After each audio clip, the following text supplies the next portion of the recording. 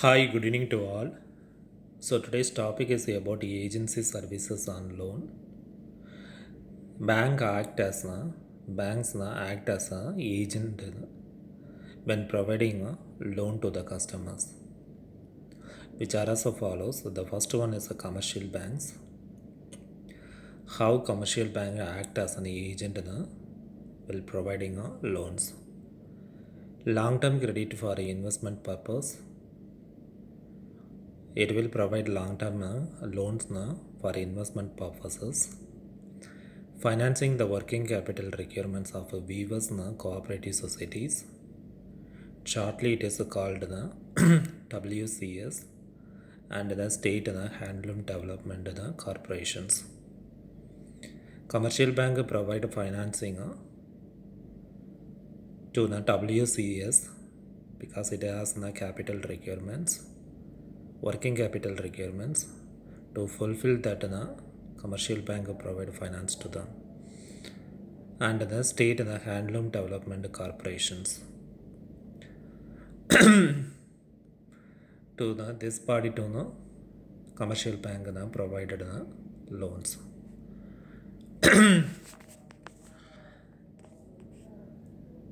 The second cooperative banks act as an agent will providing loans. Short term loans crop and other loans. Medium term loans for the conversion loans. Short term loans provide to the agricultural purpose. Medium term loans is for the conversion loans. Term loans are for investment purposes. It is like a commercial banks. Commercial bank also provide the term loans for investment purposes. Financing weavers cooperative societies for production and marketing purposes. Financing state handloom development corporations for working capital by the state cooperative banks. It provide financing to the WCS for the purpose of their production and the marketing, as well as finance to the state handloom development corporations to fulfill their working capital requirements. This loan provided by state cooperative banks. Because cooperative banks have three types. The first one is primary credit societies. The second one district central cooperative banks. The third one state cooperative banks. The particular loan for this corporation, which means the state handloom development corporations get the finance through the state cooperative banks. The third one is RRBs. RRBs participate to provide loans to the public. First, short-term loans crop and the other loans. Term loans for investment purposes. RRB provide the credit especially for the agricultural and the rural economic people or rural people. The fourth one, state governments long-term loans for equity participation in cooperatives. Rural infrastructure development fund and RITF loans for infrastructure projects. State governments also provide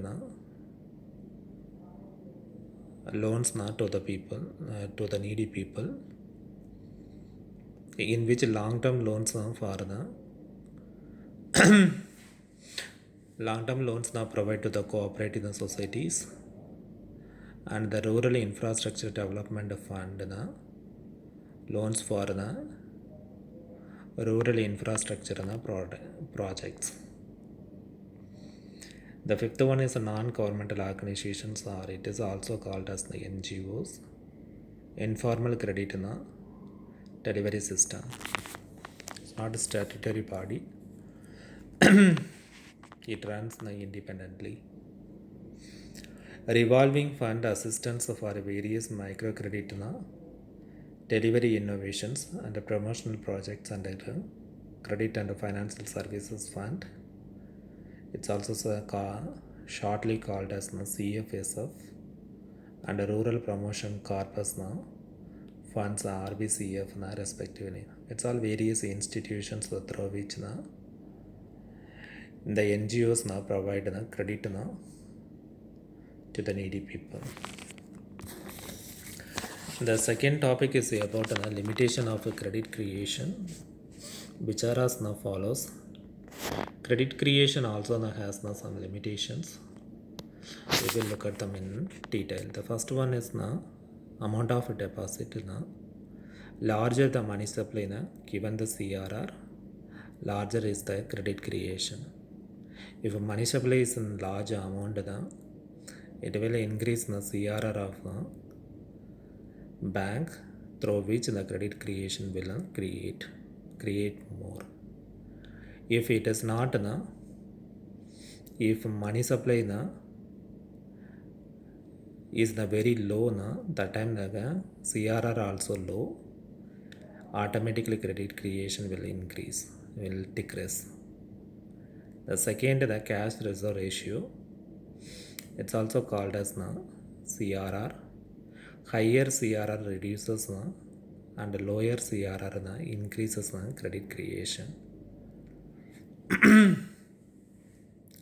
If bank holds lot of reserves in the form of CRR, that time the bank cannot provide more loans to the public. So that time the credit creation will decrease. CRR depends on the people's monetary and banking habits. The capital reserve ratio depends how people use the money with the bank and the banking habits. If people comes to the bank, deposits more money with the bank, that time the credit creation will increase. The third, availability of acceptable securities. Larger availability of such securities increases credit supply and vice versa.